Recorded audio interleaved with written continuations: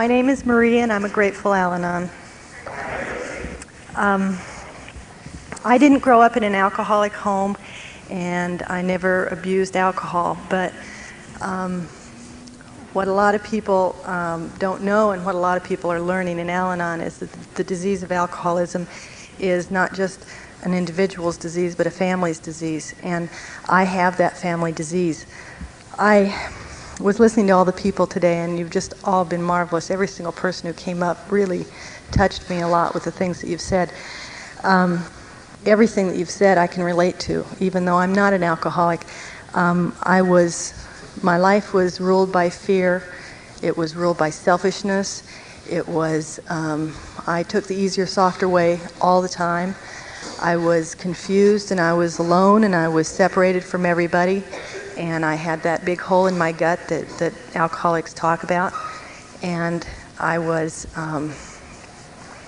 desperate to find something in my life.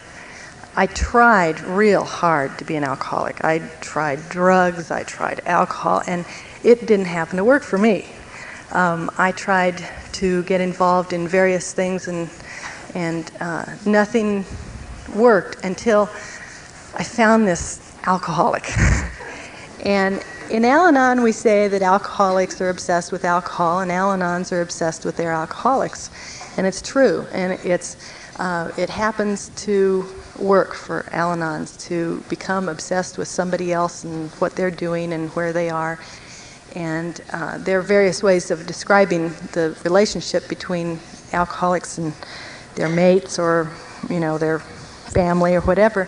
And one of the explanations I had that really made sense to me was that an alcoholic is like this, and an Al-Anon will fit them.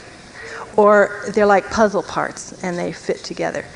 And so often when my husband and I have talked to other people, they can relate to the relationship. Oftentimes the alcoholic relates to me, and the Al-Anon relates to my husband. We're so intricately bound by our defects of character that it's sometimes hard to tell who is the alcoholic and who is the Al-Anon. I've also heard a lot of people talk about Al-Anons being sicker in a lot of ways. I think that the reason why sometimes Al-Anons are sicker is that they can hide behind the crazy actions of the alcoholic and say, see, they're nuts. And when really, in fact, they are totally insane themselves. And yet people look at the alcoholic and say, we can see physical evidence that this person is nuts. Well, we wouldn't be there if we weren't a little nuts too.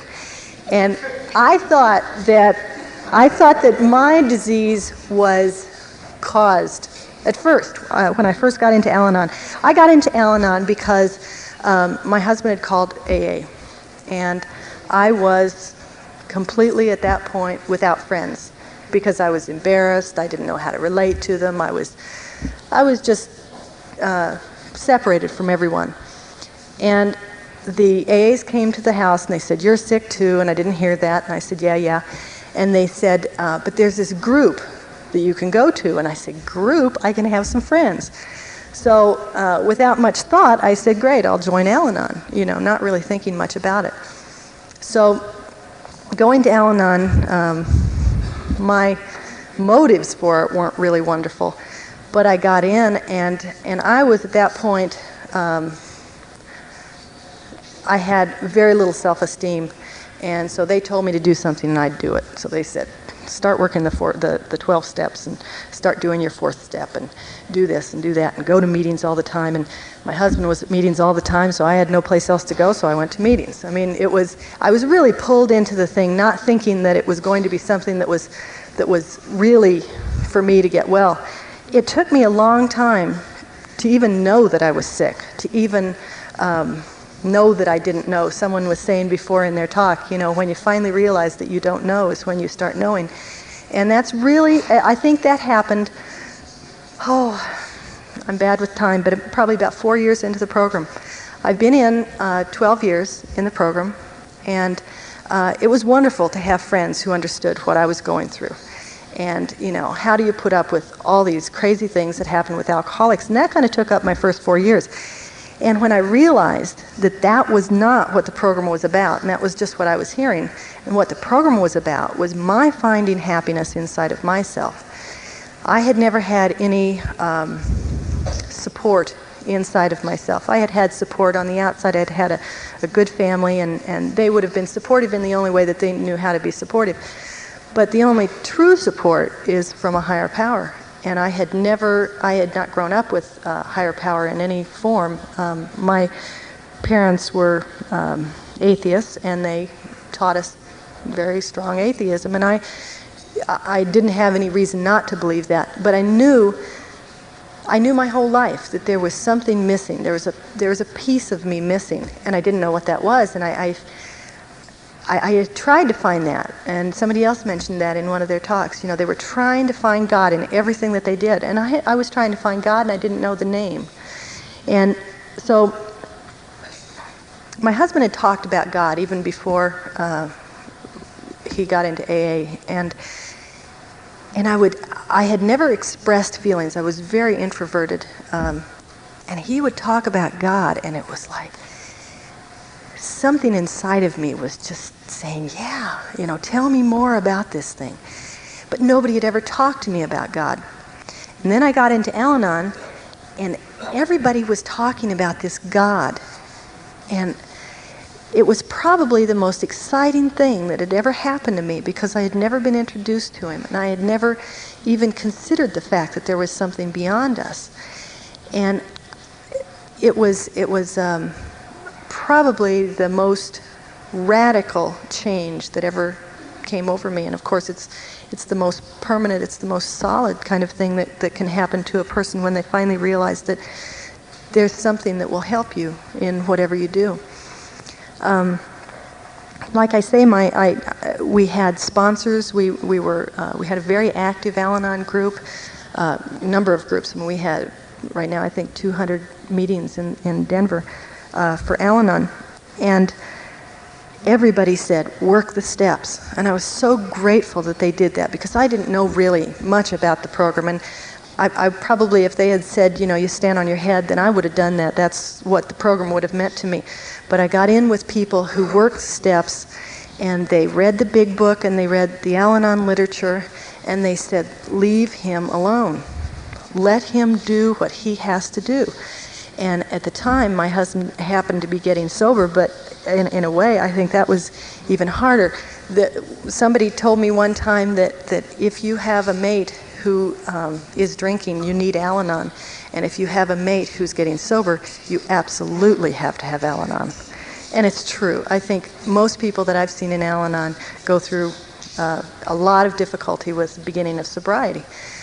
They feel cheated. You know, there's a lot of strange emotions that go on, because even though you think you want somebody to get sober, it's a big change in your relationship when they do. And sometimes there's some loss that you don't quite know how to deal with. But basically the program, as my husband and I have worked it, has been very similar. Not exactly the same, but very similar. And at first we were given the advice to leave each other to our own programs and not to try to work on our relationship. And that was really an important piece of advice for us, because obviously, you know, being the manipulator and manager that I am, it would be great to get in and get all these tools to be able to manipulate him into doing what I wanted him to do. And it doesn't stop after just saying, you know, I want you to stop drinking. There's always something you want somebody else to do that's not what they're doing. And so I had to take total hands off, and that is probably one of the hardest things in the world. And then the next hardest thing is to put them on me and start working on my own spiritual life and my own things that are going on inside of me. And I started doing inventories early, and I was real happy that I did. A lot of people can wait a long time doing inventories, but I was pushed into it, and it was one of the tools that was invaluable to me. I had to have it constantly. And so I started inventorying, and at first, you know, they were light. They were not surface. They were things that had happened, and I kind of got them off my chest. And as I did more and more, I realized that the inventories were going deeper and deeper into parts of my life that I wouldn't call blackouts, but they were as close to blackouts as you can get without having an actual drinking blackout. It's real easy for many Al-Anons, and I'm sure many alcoholics, to selectively choose what you want to remember from your life because some parts are too painful. And when you selectively choose, you get an odd view of your life. And I was not living in reality. I was not basing what I did and what I said on truth. And I was as much controlled by my fear as an alcoholic was controlled by drinking. I remember early, my daughter, our first daughter, she was probably 3-4 months old, and she would start waking up early in the morning hours, maybe 3 o'clock, not really waking up, but starting to make a few noises. And my fear was that she would wake up my husband, he would get upset, and then we'd have a fight. So I would get up at 3 o'clock in the morning with the baby and feed her cookies and candy and stuff like that to keep her quiet so that she wouldn't wake him up until like 11 o'clock in the morning because he worked nights. And that kind of fear controlled everything I did. I was completely consumed with how do I keep from having an argument? How do I keep from making a mistake? How do I keep from being yelled at or being thought of as a bad person? And so everything was managed and manipulated, and I just didn't know that I should do something based on my own feelings or principles or anything. And there's a lot of change that people go through when they get sober. And there's a lot of change that people go through when they have to start getting healthy, and that's on both sides of the equation, Al-Anon or AA. And it's tremendously scary. And so the support of the group is, I couldn't have done it without it. Somebody mentioned going to 3 meetings in one evening. I did that one day. I went to 3 meetings in one day. I had to have the support. I was going crazy, and I knew it, and I didn't know what to do about it. And I have not had the alcohol to turn to. It's not like an alternative for me. It never worked. But I could turn to very crazy behavior, and I can also withdraw into denial. And the denial is very, very strong. And the denial will say, it's your problem, you're the crazy one, and I'm fine. And to get past that takes a lot of faith in God.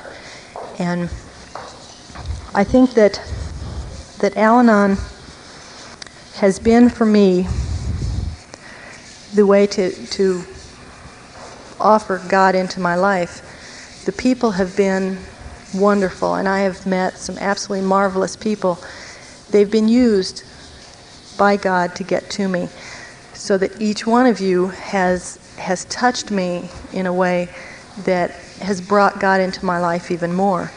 And that's one of the reasons why I love being at fellowship meetings, and it doesn't really matter anymore whether I'm at Al-Anon or AA, because all of you are so willing and open to share your lives and to be a part of mine. And they were saying that before, you come in here and the feeling is one of family.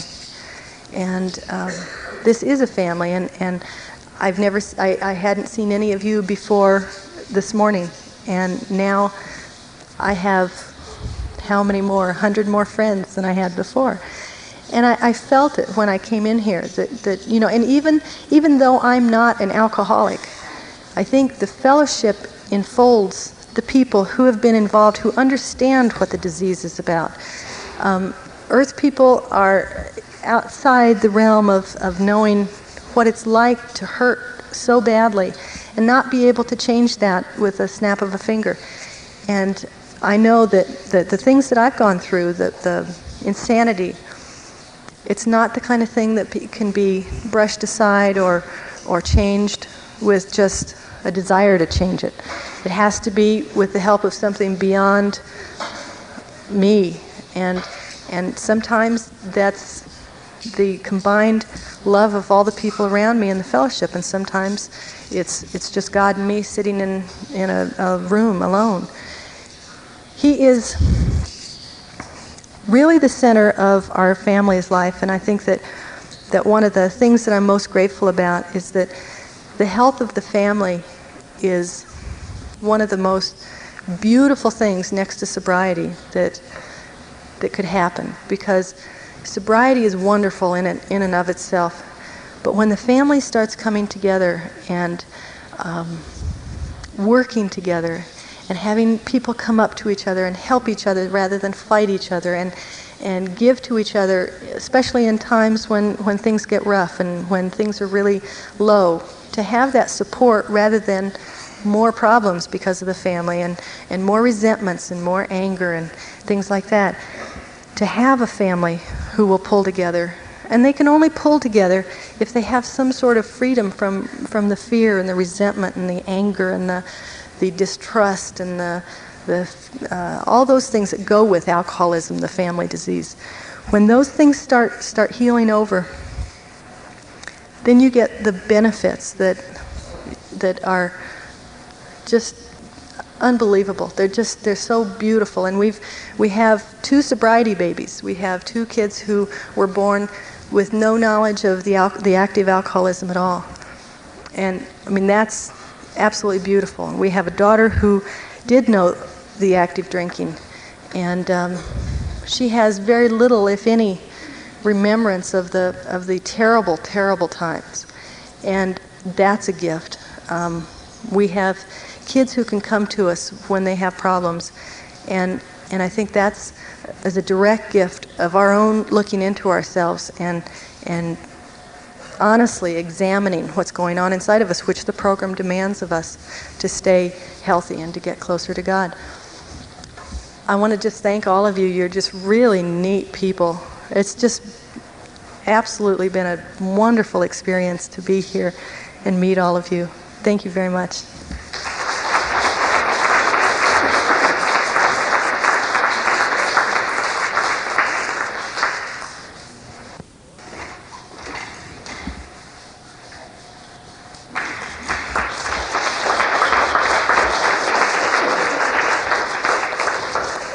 Thank you. My name is Mickey. I'm an alcoholic. This day has been very special. The level of sharing in this meeting has been really rare and wonderful for me. I came up here because I was asked to come up and share something with you, and I think I'll take back so much more than I could ever give. The honesty that's gone on in this room today, I was just sitting here thinking, I never used to be able to remember anybody's name. Sometimes I couldn't remember my own. But I can practically remember all of your names. This impression has been so valuable. And starting off with Carla's talk, and that diary, and the girl who wrote that certainly is not the girl who's sitting here tonight. And I guess that's true of all of us. We're not the people who did those things. They happened, and it's sort of like sometimes maybe a bad dream. But I think it was Bim talking about it being fertilizer, and that's what my life has become. I have so much to say tonight. Rapid City, South Dakota, is where my life started to go to hell in a handbasket 26 years ago. I lived in Rapid City for 1 year. And I went to the 8th grade there. And I went to the cathedral school, which I found out has been torn down. I found that out today. My school doesn't exist anymore, but it exists here. And so it's sort of like an ending and a beginning. I have so many feelings about all of this, but it was a healing for me to go into Rapid City today and stand on that street in front of that cathedral, and I'm safe. I'm not in danger anymore. And God, I lived in danger for so long. I was not allowed to graduate from that school. They sent me my piece of paper in the mail because they didn't want me anywhere near them. And they were like every other school I ever went to. I was kicked out of every school I ever went to. because they didn't want me around because I was angry and because I ran my mouth all the time. If a teacher said something in a classroom and I didn't like it, I'd stand up in the middle of the classroom and tell the teacher what I thought of him. Which maybe every student wants to do once. But if you do it school after school after school, and you've got to go home, and you've got to face your folks with this again and again and again, it gets terrifying out, and it gets terrifying inside. And that's the way I live. And to show my brilliance in Rapid City, I went and put swastikas about this big on every one of the school windows one night over at with the White Johnson's shoe polish. It was a great job, very artistic, and got me just in a hell of a lot of trouble. But I was so brilliant, he said, I was very specific about all of my trouble. So Father Iceland, and he was aptly named, Father Iceland gets me in front of this thing. I'm the only one standing in a gymnasium. And on the other side of this table is these three priests. And I felt like I was 3 inches tall. And this Father Iceland looks at me and he says, what's the matter with you, Mickey? He says, are you a communist? And I thought, what is wrong with this guy? I said, no, Father, I'm a Nazi. So Mickey the Nazi didn't get to graduate from that school. And what I did was finally see, I had grown up around alcohol, and the fact of the matter is I started drinking when I was 5 years old. And I drank from the time I was 5 years old until the time I was 27 years old, and I came into Alcoholics Anonymous too young to be an alcoholic. But by 13, I knew I couldn't pull it off any longer. I couldn't live with what I was doing on the outside, so I just crawled all inside here, and I fueled it with Grain Belt beer. Do they still make Grain Belt beer? Is Grain Belt beer still a brand around? That's what I started drinking in Rapid City, Grain Belt. And God, I'm not that old, folks. Please. So I was, now we got a dance coming up tonight, and I'll tell you the truth, I never really learned how to dance. I wanted to learn how to dance, but I was too shy to ask a girl to teach me. I was too afraid to do that. So what I did is got drunk, and in my mind, I was the world's greatest dancer. And I was too skinny to play football, but I got drunk, and then I'm the quarterback for the team. And the world's greatest lover. And I'm a genius. And I'm doing all, and if they only knew what a genius they were kicking out of all of these schools, you know. They'd never, you know. In the 8th grade, I was reading Napoleon and identifying. You know, he was misunderstood, and I thought, God, one of these days, man, I'm going to come out of here and I'm going to be Magic. And, you know, then Mr. Magic got thrown in jail, and we'll get to that as we get to it. There's nothing wrong with my mind, but there's something wrong with my body and my mind and this chemical, and when you get them all together, my life goes into the toilet, and that's where I got to live. And I came from a family, now, you know, is alcoholism hereditary? Are you going to get it from your folks? I don't know. My mom and dad are not alcoholic, and I have 2 brothers, and they're not alcoholic, and the fickle finger of fate just picked me, I guess. But when I was a kid, whether they were alcoholic or not, I'd wake up in the middle of the night, and my dad would be wailing my mom. One time he broke down the door and went in and broke her jaw. And I was going to bed at night, and it was always like a war zone. It was always so dangerous and so frightening, you know. And I went in one night, and my father's strangling my mother on her knees. And I'm watching all this, you know, and of course inside yourself, you're saying, damn, last thing in the world I'd ever want to be is like my old man.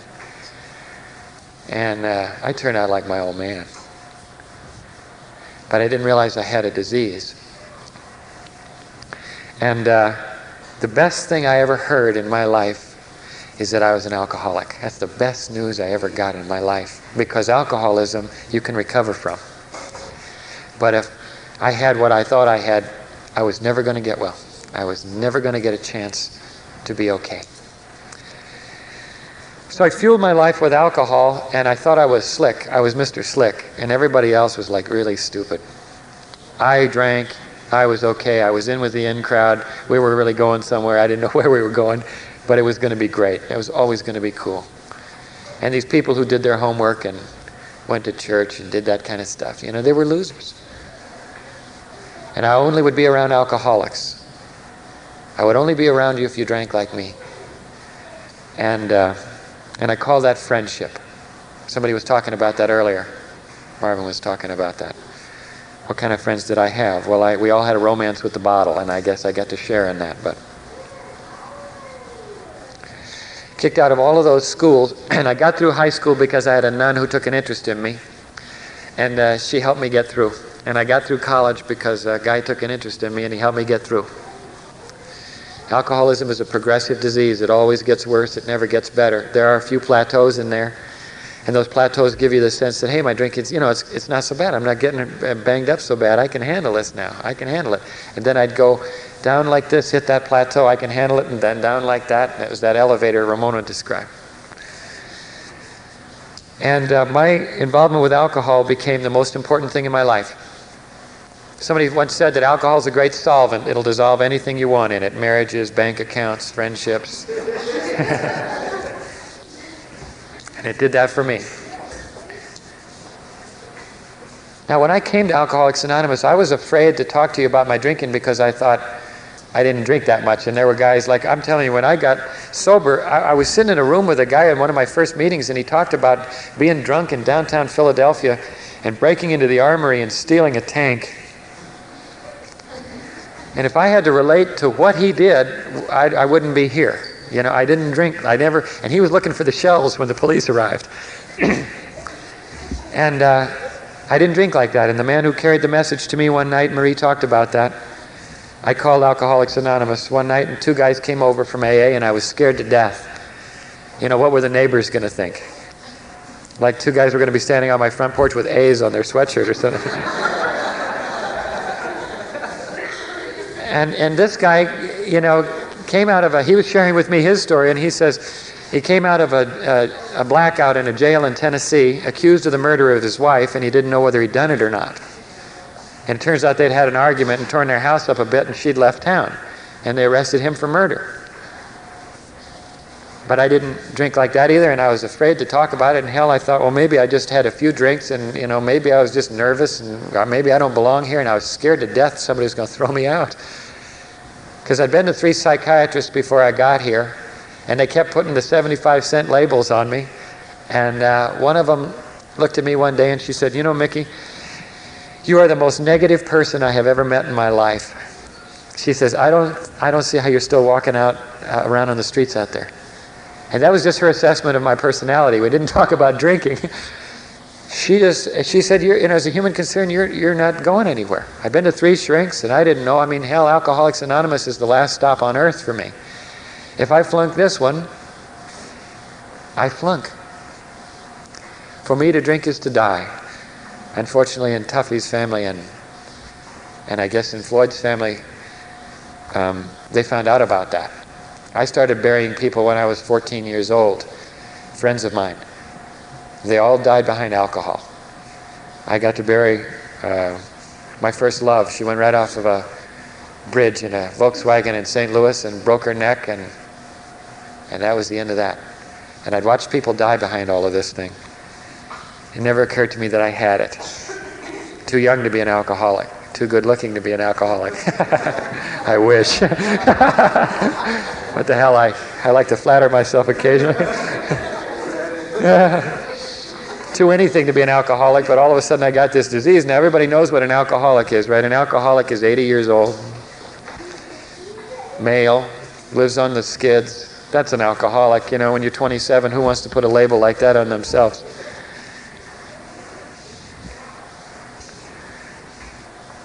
After the trouble I had, and I going to jail was one of my least favorite experiences.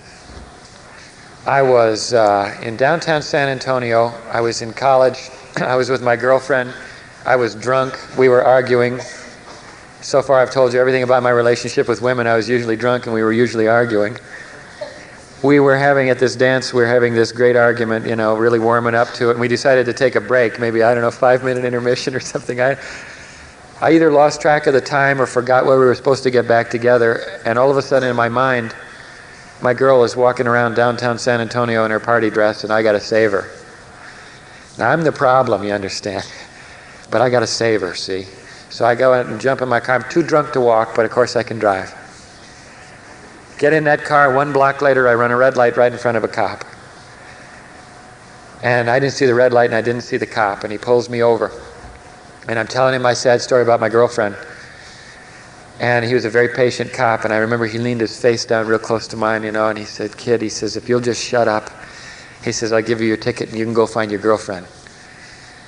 But you see, they'd made a mistake at that college. They had given me a course in constitutional law. Now you put constitutional law and the whiskey in an alcoholic and you know what's going to come down here. So I decided to give him the 58-cent lecture on why he could not do to me what he was about to do to me. And he was very patient, and he waited as long as he could. And 6 police cars and Mr. Magic later, I watched this guy come around the lead car over here, and he's in a plain brown wrapper, and he's got a flashlight about this long.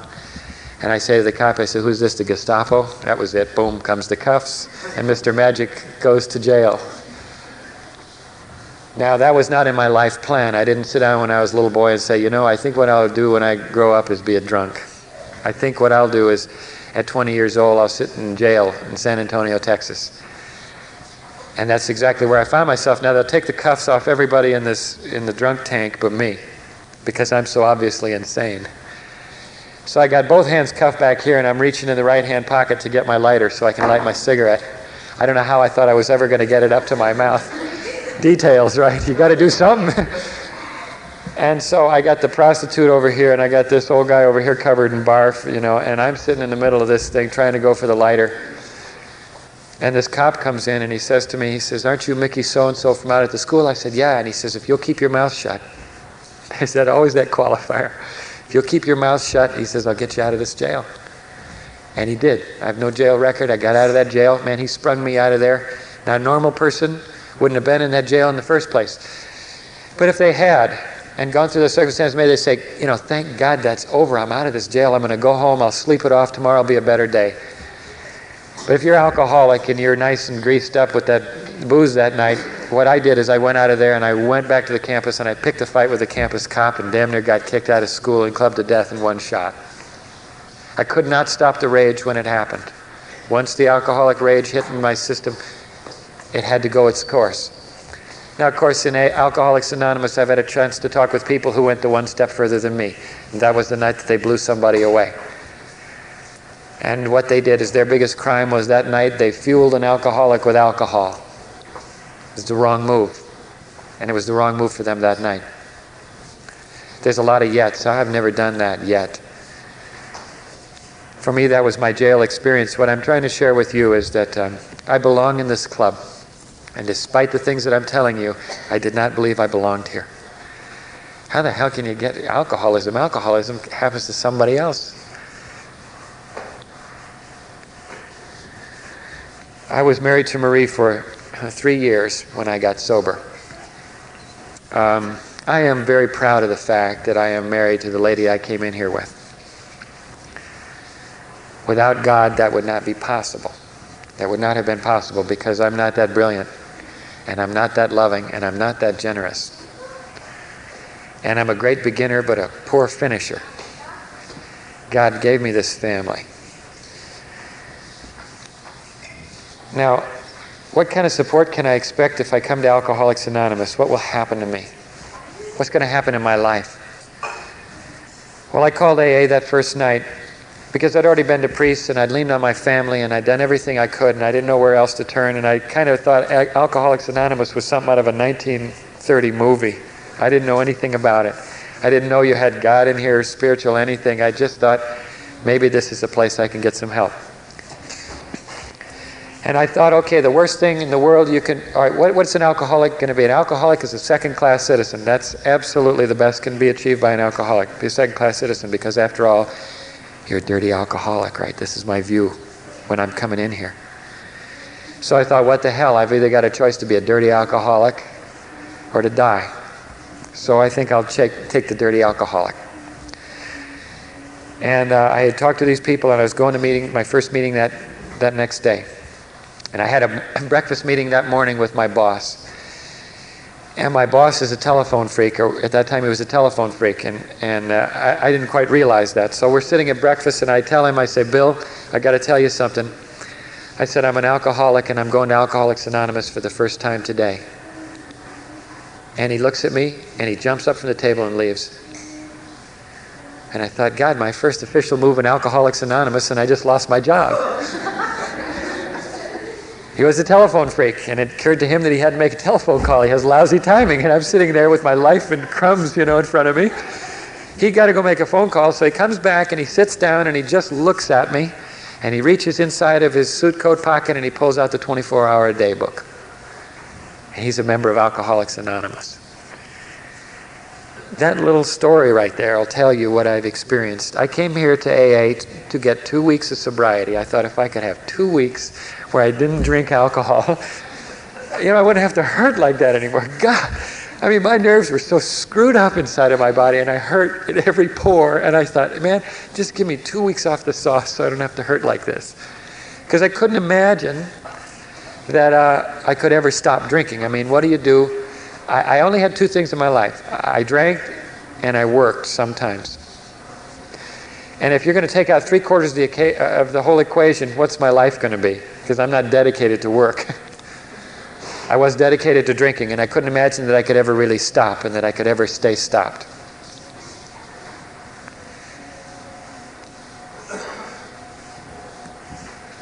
And that was 12 years ago in February.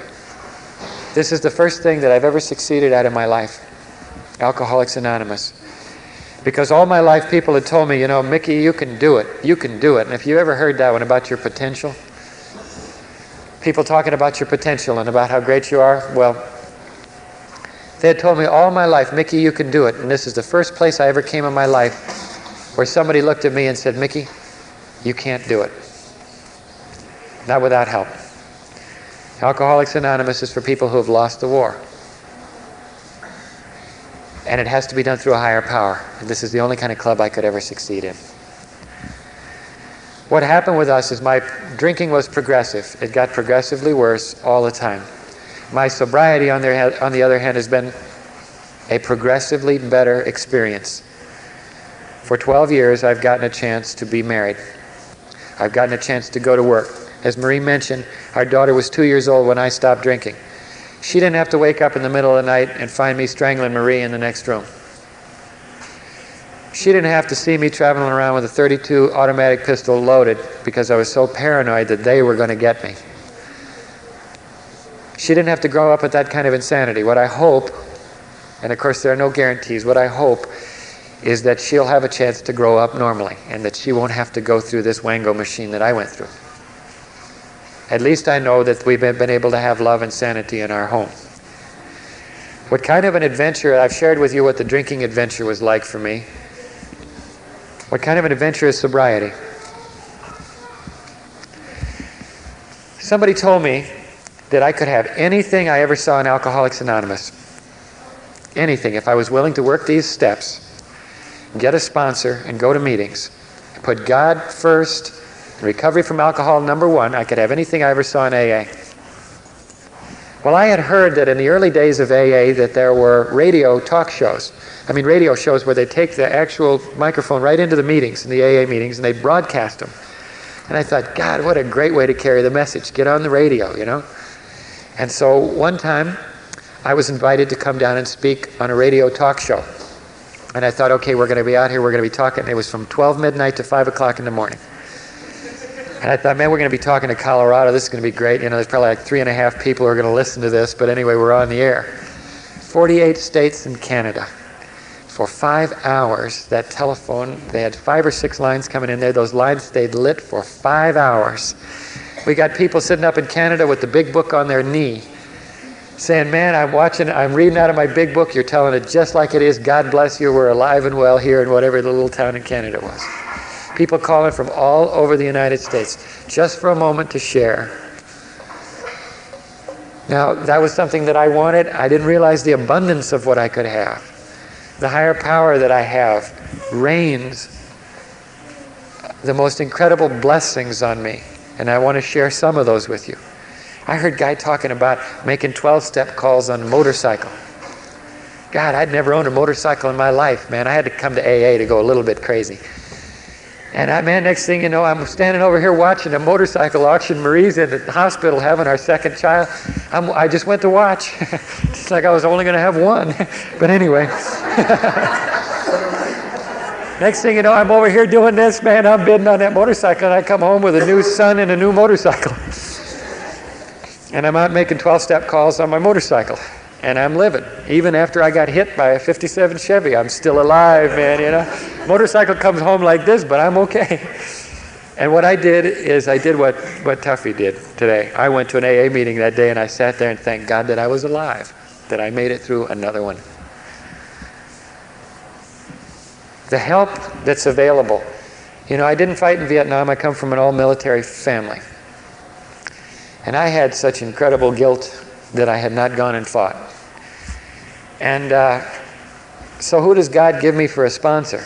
I mean, I picked this guy, God picked this guy who's the quiet corner of the plate, you know, mild-mannered Clark Kent, little guy over here, 3 tours in Vietnam, Marine Corps medic. I get a chance to work out my survivor's guilt and my guilt of not having gone to fight because God gives me the gift of this man. 2.5 years that man walked with me. 2.5 years as my sponsor and my friend. What does it mean to have a sponsor in your life? Somebody told me that the Big Book of Alcoholics Anonymous is the skeleton of this program, and the flesh and blood is sitting right here. In order to have the whole experience of Alcoholics Anonymous, you've got to be with somebody who has lived this program. Now, when I sobered up, I was... took me a long time to get past the first half of the first step. We admitted we were powerless over alcohol, that our lives had become unmanageable. 1.5 years we're talking about this. How much you drank, how much I drank. This guy says he spilled more on his tie than I ever drank, and we're going through all this kind of thing. And I'm nuts. I'm crazy as a mad hatter. I'm 1.5 years sober, and I'm bonkers. And I'm still traveling around out here. I'm married. I got a mistress. I'm about to be fired. And, you know, hell, I've been in that place for so long in my life, I was beginning to think this was normal, but some part of me is saying this ain't right. Now, there's a second half to the first step, and it says that our lives have become unmanageable. I go over to see my sponsor one day for lunch. This is my cheese sandwich story. I know he doesn't know this one. Thanks, Raleigh. Anyway, so I go over and I'm talking to my sponsor for lunch. I got my brown bag in my hand, and I'm going to have lunch with him over at his apartment. And I'm telling him the story of my life. I'm not telling him anything unusual about my life. I'm just telling him about day to day, what it is. You know, and he's looking at me, and he's getting this funny expression on his face, you know. What he's hearing isn't normal. What he's hearing is not right coming out of my mouth. And he just looks at me, and he says, and he stops me cold, and he says, you know, and I'm sitting there eating my cheese sandwich. And he stops me and he says, you know, Mickey, he says, when I got where you are, I got down on my knees and asked God from the bottom of my heart for help. And he says, and you can use my apartment. And he stood up and grabbed his coat and left. Now I'm sitting in his apartment with half a cheese sandwich. And I am so suicidal. I don't know what the hell to do. 1.5 years sober. You know, I'm not drinking. I'm a winner, right? And I'm so suicidal, and I got no God. And George said that he got down on his knees and asked God from the bottom of his heart for help. And I figured, okay, he's got to help here. So I got down on my knees. I had no God. And my only prayer that day was, will somebody please help me? Because I knew I couldn't walk out of that apartment safely. And I did make it out of there. And by that evening, it took that evening for me to find George again. And I called him up and I said, George, unless I'm mistaken, God doesn't want me to die. Will you help me? I went over to his apartment that night and I asked him this question. I said, you mean, George, that I think the way I think and I live the way I live because I'm alcoholic? And he said, bingo. And I said, you mean I get to recover from the way I live?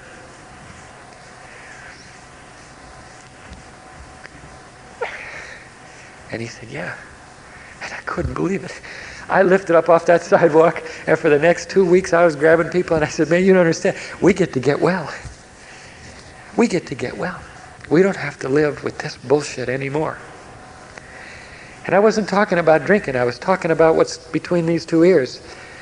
I could stay sober with your help. I could show up at the meetings, but how do you be sane? And from that point, my program started to take off, and my life started to take off. And I found out that if I would put my life in the care of this God's hands, I could change. Now that's a miracle, because I've been living all of this damn time like a tape loop. You know, these answering machines, hello, this is Mickey, I'm not here right now, please leave a message. And that was my life. And the only information in my whole life, my whole actions were like that tape loop. And unless something came in from the outside and changed the information on that sucker, I was always going to do the same thing. That's powerless. That's unmanageable.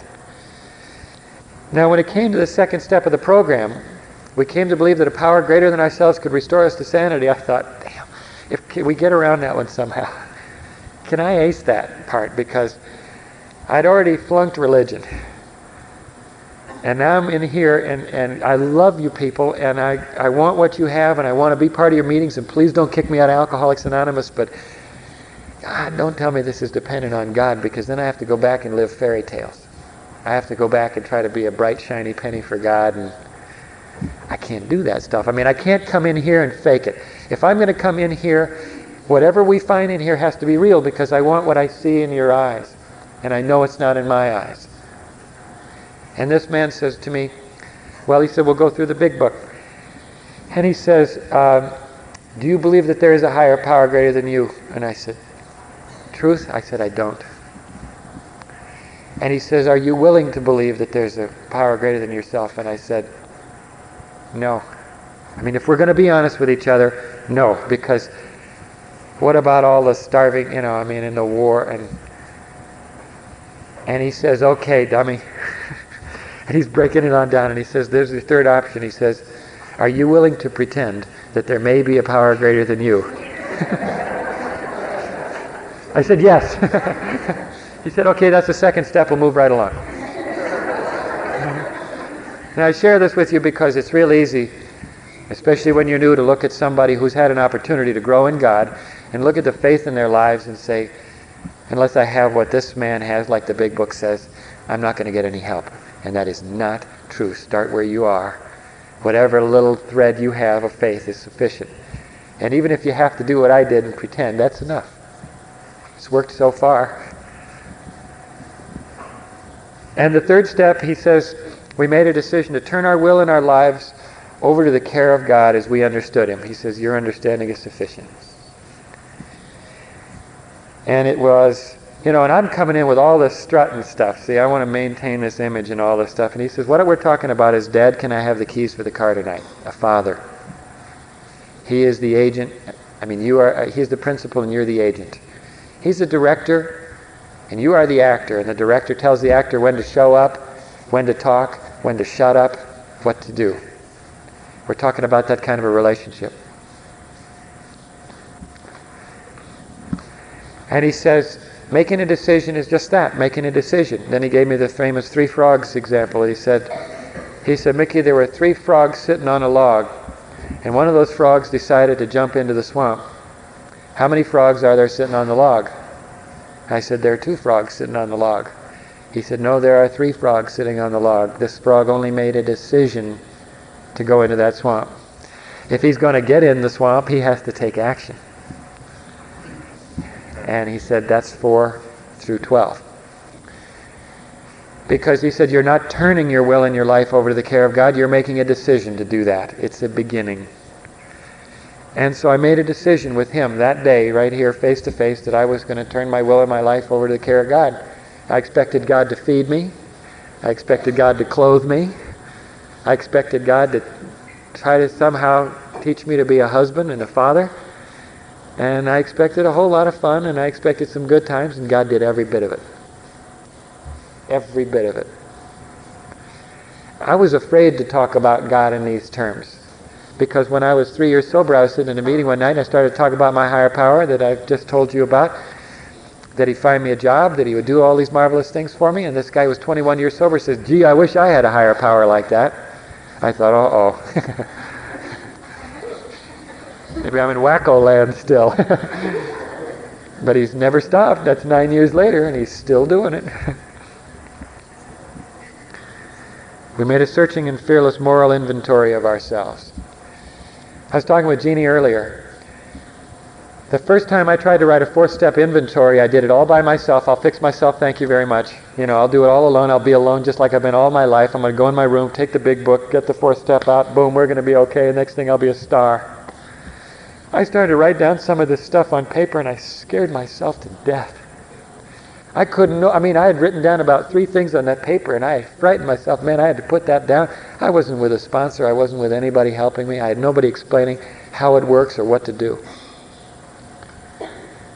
I got next to this man and he said, searching and fearless moral inventory, and he started to explain to me how to write a 4th step. And he started out this way. He said, Mickey, if I put a glass of water in front of you and I put a pitcher of water next to it, and this glass is full of water, and I ask you to pour water from the pitcher into the glass, could you do it? And I said, no. He said, why? I said, because the glass is full. And he said, that's right. What would you have to do to get water into that glass? I said, I'd have to empty it first. And he said, that's exactly right. That's what we're going to do in this 4th step. You're going to begin to get this glass empty of self, and it's going to be filled with God. And I started to write. Now I've heard about people taking an inventory on a matchbook cover and this kind of stuff, and that's not my experience. It took me 2 months of really hard work to write my first 4th step.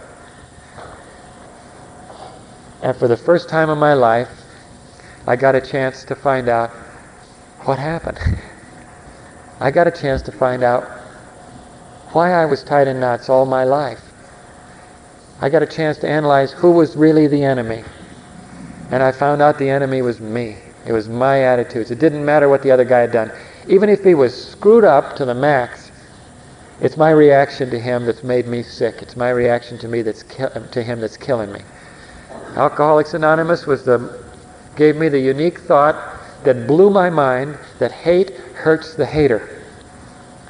I never knew that. I thought if I hated you, I could hurt you. And what I was doing was killing myself. And if I didn't get free of that anger, and I didn't get free of that hatred, I was going to die behind it. I was suicidal for about the first 3 years in this program. I'm not going to lie to you. And this is not a flexible personality I'm describing to you here. It was either my way or I was going to check out. This God had to stop me. Now, how important is a 4th step? There was a guy that used to be at York Street. I got sober at a place in Denver called York Street. And there was a guy at York Street who I really kind of liked a lot. His name was Ed. And Ed was a real winner, right? 4 years without alcohol. 4 years without taking a drink. And I was just getting started, right? But there was one step that Ed refused to do in this program, and that was the 4th step. And one day, Ed went home and threw a rope over a steam pipe and hung himself. And I learned real quick. Don't leave it out. Because Ed decided he was going to do AA smorgasbord style. He was going to pick and choose what was good for Ed. Using the very same judgment that damn near killed him all of his life, he's going to exercise that same judgment with no input from anybody else. Ed knows the answer. Ed died of alcoholism without taking a drink. So I started to write my 4th step. And I have to tell you that to me, inventory is such an incredible blessing.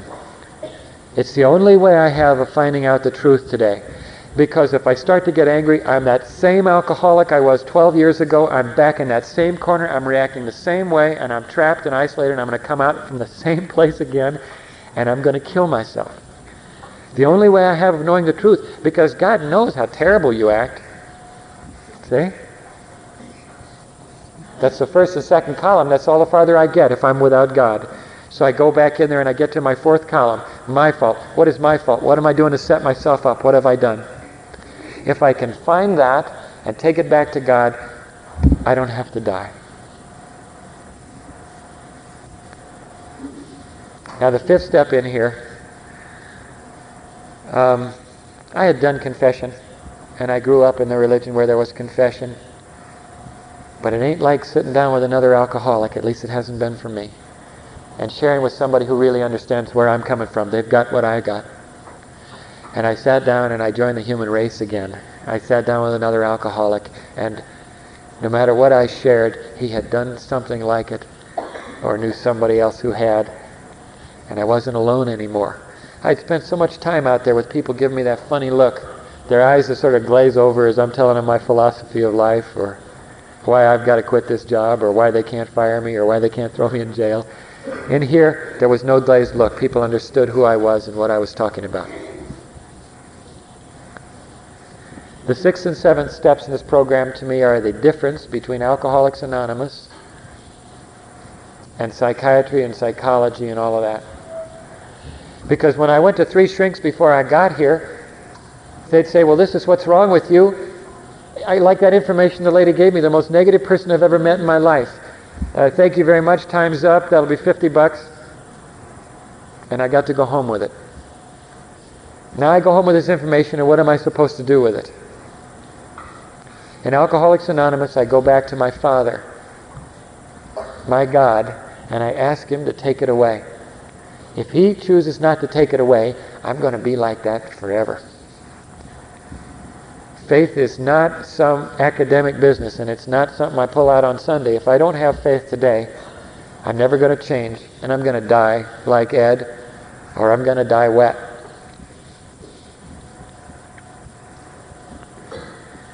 Now, the 8th step in this program, I think, tends to be overlooked in terms of it being a real act, a real something to do. We made a list of all the persons we had harmed, and we became willing to make amends to all of them. And I did that, and I've been encouraged to do that. And I sit down with a pencil, and I write down every single person I've hurt. And I write down next to their name exactly what I did to them, whether I hated them or whether I didn't hate them. Now, what happens if I leave somebody out? I'll tell you. I made this extensive list. Incidentally, I did it wrong the first time. The big book talks about we have a list for our 8th step. We made it when we took inventory. So I went out to make amends to everybody who was on my inventory, 2 months' worth of work. I'm out making amends to people I didn't hurt. They're looking at me like, what the hell are you doing here? And finally I called my sponsor. I said, what's going on? And he says, it says, made a list of all persons we had harmed. Oh, good, thank you. I'd have done anything. I'd have stacked BBs not to go back out. But I have my list, and I carry my wallet, because these are the people that I've harmed, and I got to get clean. If I don't get clean, I get to go back. They told me they'd refund my misery at the front door anytime I wanted it. So I got my list, and I'm going around here now. I got 2 names left on that list that I owe amends to. I'm down from all of these names. I'm down to 2 names, and I decided they're out of town. I don't know exactly where they are, and I stop. Now here I'm in my 9th step, and I've stopped making amends, made direct amends. Well, these people are out of town, whatever. All of a sudden my life starts to back up on me. I'm starting to get afraid again. That free-floating anxiety's coming back. I'm waking up in the middle of the night and I'm not feeling so good. I can't work so good, and my whole damn life's starting to back up on me. 2 names. I talked to this guy, I call him up at 3 o'clock in the morning. A man in AA, and I said, oh God, I'm just, I'm this, that, and the other thing. And he said, well, come over. We get the coffee pot on, and we're sitting there and talking. And we're reviewing everything, meditative techniques, and, and all of this, And finally he looks at me and he says, incidentally, he says, have you made all your amends? I said, no. And he said, for God's sake, get out and make them. What's the experience of making amends to people we've hurt? And incidentally, I did make those 2 amends. And I mail letters. I found out in the post office they keep all of these, in the phone company, they have all these phone books from all over the country. And I could look up addresses in there, and I mailed the letters, and I got free.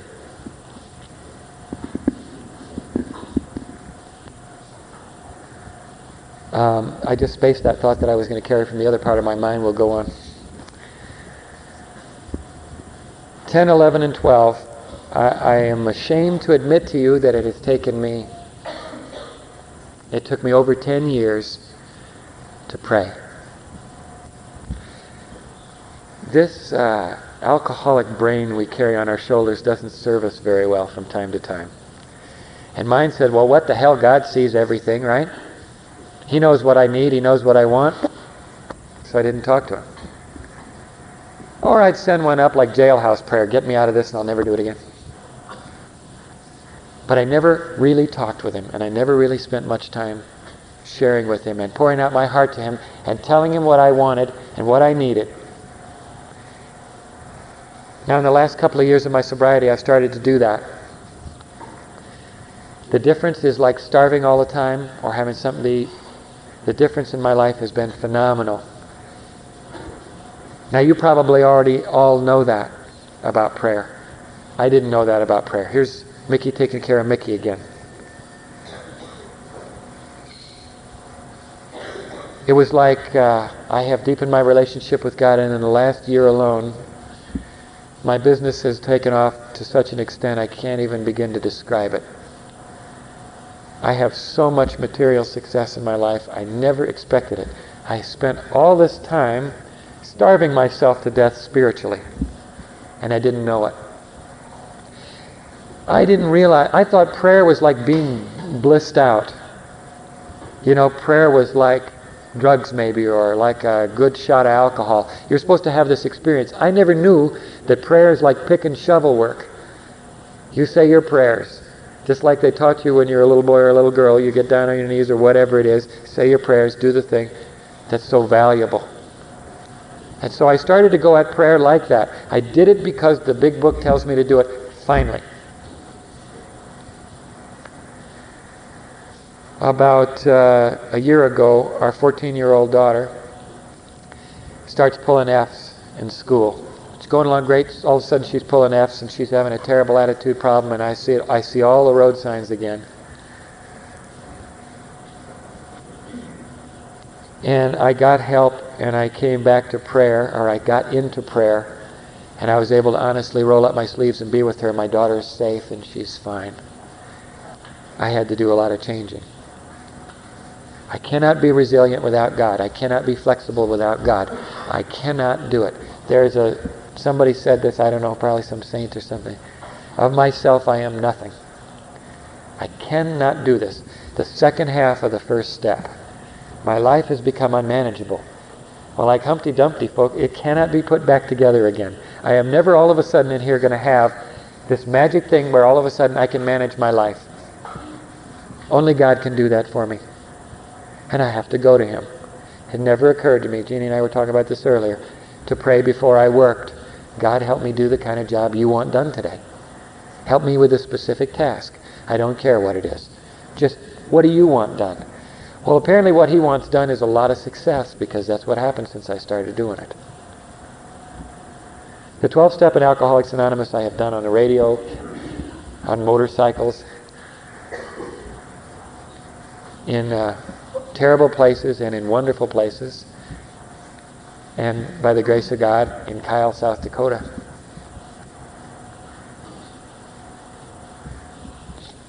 I want to tell you about the family that we are part of.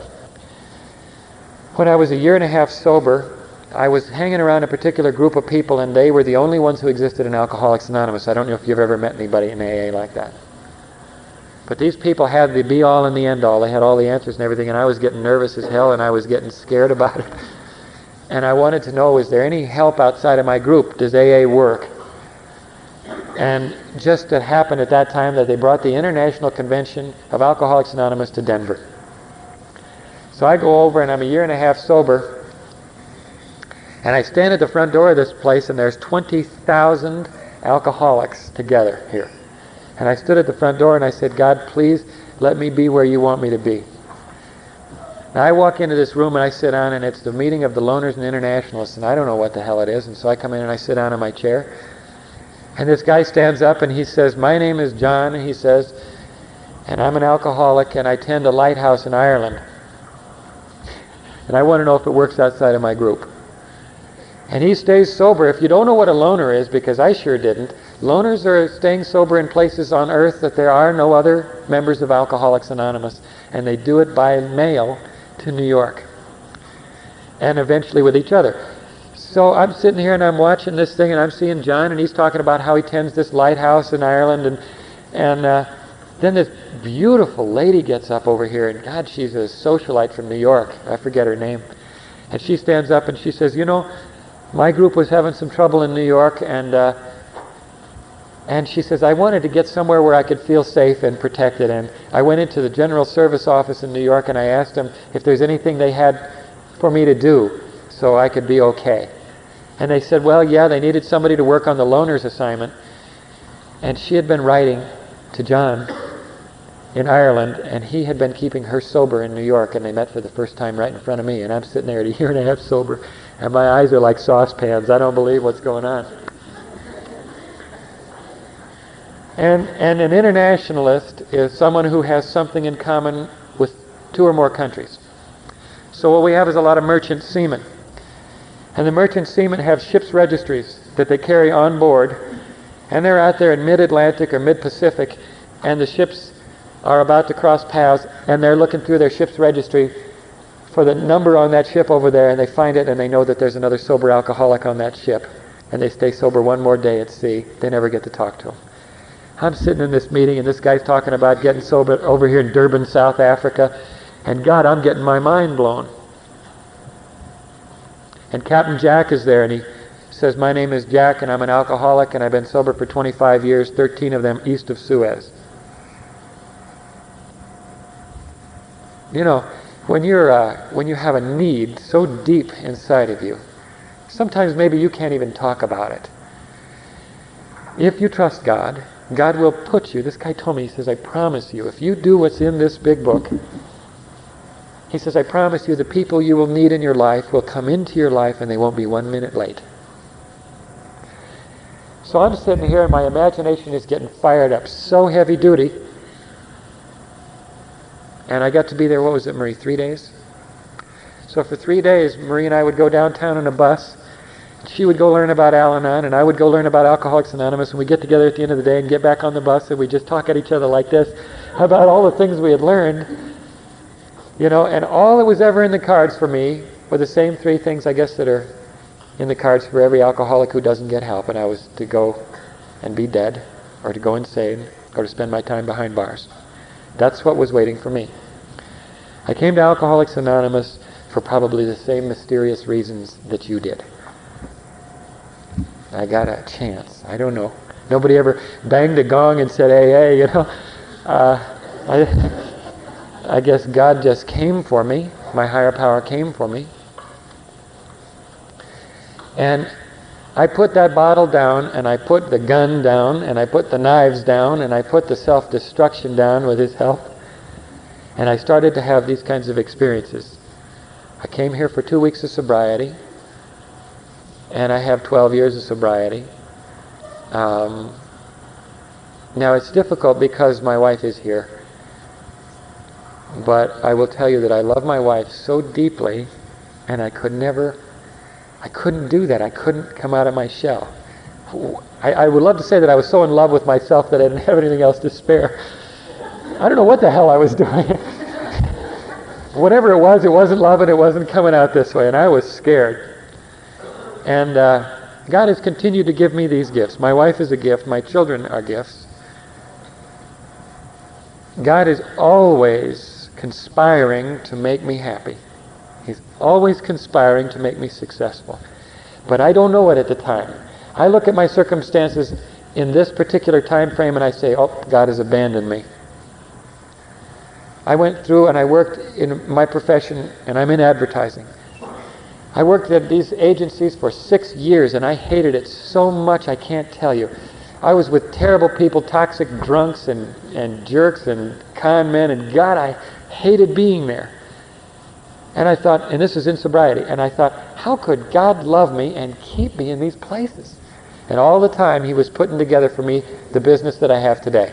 I'm self-employed. I have a very successful advertising agency, and I've had it for 6 years. And if I hadn't been in those places for the previous 6 years, I'd never have a business. And of course, God gave me the wrong wife. You know, I mean, hell, when I was drinking, and, you know, the wrong wife when I got sober, and, you know, wife wasn't she in this, or blonde, or... I couldn't... I tell people that Marie and I have been married for 15 years with 6 weeks off for bad behavior. We had a 6-week separation in our marriage. And I was separated from her for those 6 weeks, and I couldn't go to the singles bars, and I couldn't do all that stuff. All I wanted to do was go out and start looking for her again. So He gave me the right wife. But I needed to grow into this relationship. I needed to grow into my marriage. I needed to grow into being a father. I had to be, God forbid, patient. And I had to trust God. I had to give Him a chance to make me the kind of person I always wanted to be. A lot of people say in Denver, I didn't come here to be a Boy Scout. Well, I did. I came here to be a Boy Scout because I cannot be a creep and stay alive. It ain't in me. I can't violate my moral code and stay alive. And I did. I violated all my morals, and I had to have God come and pull me out of the fire. I'm sure that almost all of us have heard the story of the prodigal son, but a man in AA told me the story of the prodigal son. Incidentally, I will shut up eventually. I get wound up about the same mouth I ran all the time I was out there. Well, I'm still running it. The prodigal son story went like this. So here's this: two kids get their, inheritance from their dad. One of them takes it over here and puts it in the savings and loan. This other one's out here buying Corvettes and drinking it up and going like hell. Takes his whole inheritance and blows it. Now for the Jews, a pig is the lowest form. They can't touch a pig that's unclean. They can't deal with a pig, pork, nothing. This guy ends up eating what the pigs leave. So that symbol is there. He's in hard times. We call it hitting bottom.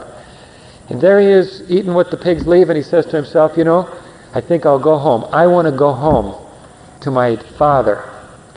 So he starts for home, and he says, and he's rehearsing this going down the road, he says, I'll be a servant in the house, man. I don't care. I'll sleep out back, anything, just as long as I get to go home. Well, as he's going down the road, his father is sitting in his chair, and he looks out the window, and he sees his son coming down the road, this prodigal son. But the father doesn't stay on the throne and start saying, come on over here. And he jumps up out of the throne and he runs down the road to meet him. He jumps up and he runs out to meet him. And that's what my God did with me. He ran out to meet me. I don't know why God picks broken pots to carry His water, but He seems to love us. And the big book characterizes us in the strangest way. It says we are spearheads of God's ever-advancing creation. Not second-class citizens. Not what I thought. Thank God. We are spearheads of God's ever-advancing creation. I think the reason He picks us is because, man, if we're successful, He gets the glory. Because we can't do that. We can't be successful. We've proven it. Look at the track record. What can be accomplished is anything. Whatever you want, you can have. Now, I said that at 3 years sober, and that guy 21 years pulled up on me. You can have whatever you want. The courage is to begin to want what you really want. Have the courage to want what you want. I love you so much, and I am so happy we had a chance to come and be with you tonight. Thank you so much for asking.